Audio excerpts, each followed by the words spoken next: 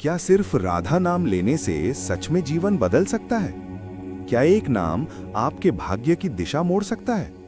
क्या राधा का जप मन की अशांति, डर, दुख और पाप को धो सकता है? अगर आप ये सुन रहे हैं तो शायद आपको भी भीतर कहीं शांति की तलाश है। आज हम बात करेंगे उस नाम की जो स्वयं भगवान को भी प्रिय है, जो प्रेम का स्रोत है, जो भक्ति की आत्मा है। वो नाम है राधा। अध्याय 1। राधा नाम क्या है? जब हम राधा कहते हैं तो ये सिर्फ एक शब्द नहीं है, ये प्रेम है, ये समर्पण है, ये भक्ति का चरम रूप है। शास्त्रों में कहा गया है कि जहां भगवान का नाम है वहां शक्ति है, और जहां राधा का नाम है वहां स्वयं प्रेम की पराकाष्ठा है। राधा केवल एक पात्र नहीं है, वे भक्ति का शिखर हैं, वे प्रेम की परिभाषा हैं। जो कृष्ण को भी बांध लें, वो नाम कितना शक्तिशाली होगा। अध्याय 2। राधा नाम की शक्ति। संतों ने कहा है कि कृष्ण से पहले राधा का नाम लो, तभी कृपा मिलती है। क्यों? क्योंकि राधा करुणा की मूर्ति है। कृष्ण न्याय कर सकते हैं, पर राधा केवल प्रेम करती हैं। जब आप राधे राधे कहते हैं तो आपके भीतर का कठोरपन पिघलने लगता है, मन शांत होने लगता है, अहंकार धीरे धीरे गिरने लगता है। अध्याय 3। संतों की वाणी। प्रेमानंद महाराज अक्सर कहते हैं कि राधा नाम में इतनी शक्ति है कि अगर कोई सच्चे मन से जप ले तो उसका जीवन बदल जाता है। वे कहते हैं कि कृष्ण मिलना मुश्किल है, पर राधा मिल जाए तो कृष्ण खुद आ जाते हैं।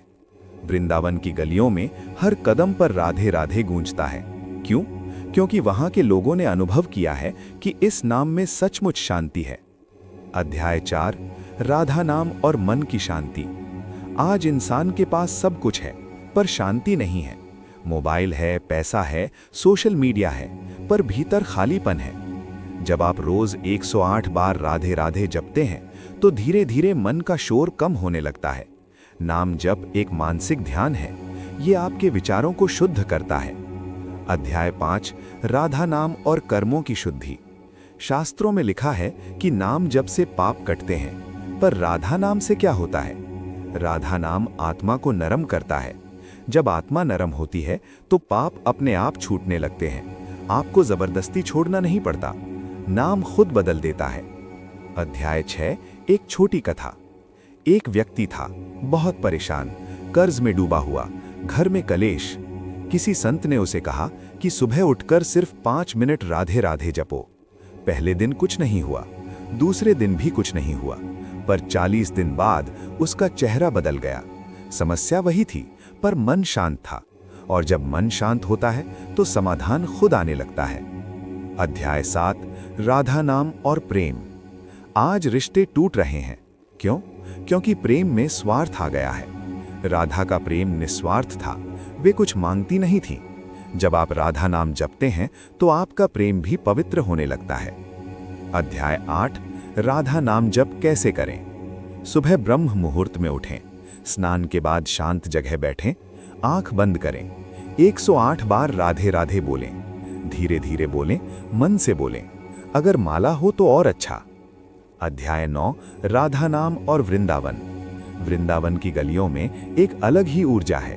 वहां हर दीवार पर लिखा है राधे राधे। क्यों? क्योंकि वहां के लोगों ने जाना है कि राधा नाम ही असली धन है। अध्याय 10। राधा नाम का अनुभव। नाम जप कोई जादू नहीं है, ये अनुभव है। आप 7 दिन लगातार जप करके देखें, फिर खुद महसूस करें कि मन हल्का हुआ या नहीं, नींद सुधरी या नहीं, गुस्सा कम हुआ या नहीं। अध्याय 11। राधा नाम और मृत्यु का भय। मृत्यु का डर सबको होता है, पर संत कहते हैं कि जिसके होठों पर राधा नाम हो उसे डर नहीं सताता, क्योंकि नाम आत्मा को मजबूत करता है। अध्याय 12। गहरा ध्यान। जब आप राधा धीरे धीरे बोलते हैं तो सांस अंदर बाहर के साथ तालमेल बनता है। ये एक प्रकार का मंत्र ध्यान है। अध्याय 13। भक्ति की पराकाष्ठा।